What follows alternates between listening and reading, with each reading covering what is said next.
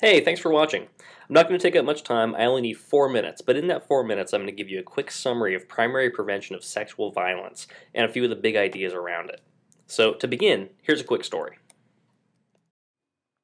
So there's this guy fishing, right? And he sees someone floating in the water. It's dangerous out there, so he dives in to save him. He starts fishing again and doesn't think much of it. But then he sees someone else, so he has to dive in and save them too. He begins to realize he could be doing this all day. So he gets an idea. He should go upstream and figure out why people keep falling in. That story is really an allegory about primary prevention.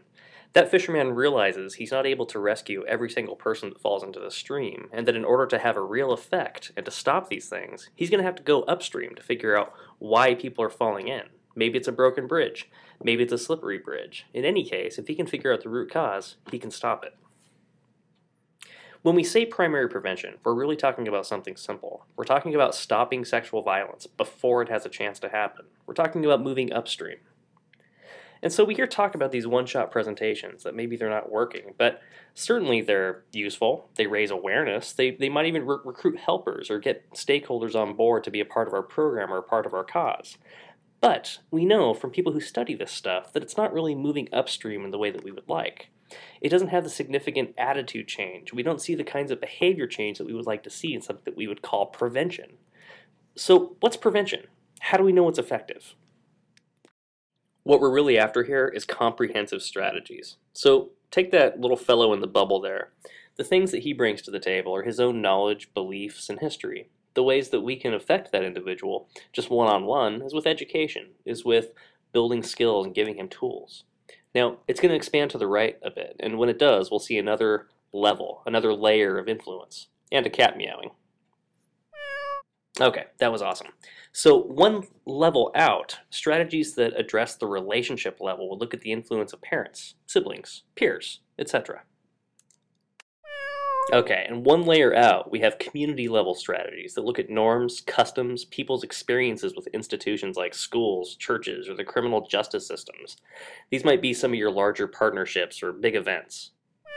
So then all the way out, we have the societal level strategies. These things address broad forces like inequalities, oppressions, belief systems, public policy, systems policy.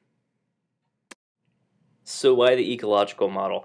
It's one way to think about framing our activities in our prevention program so that they all reinforce one another and they reach people at different layers of the social ecology. That's just a big way of saying we get people in different ways and the messages reinforce one another.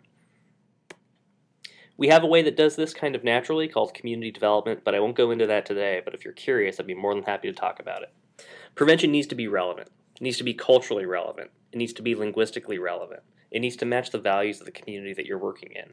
Literally, it needs to be of the people, by the people.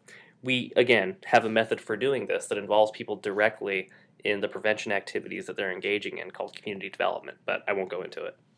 Prevention looks different in every community. It looks different in every area. It might look the same in two places. It's not going to look the same everywhere.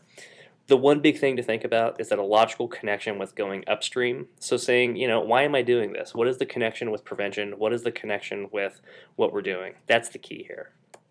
I'd be happy to answer any questions. I'm grant@wixat.org.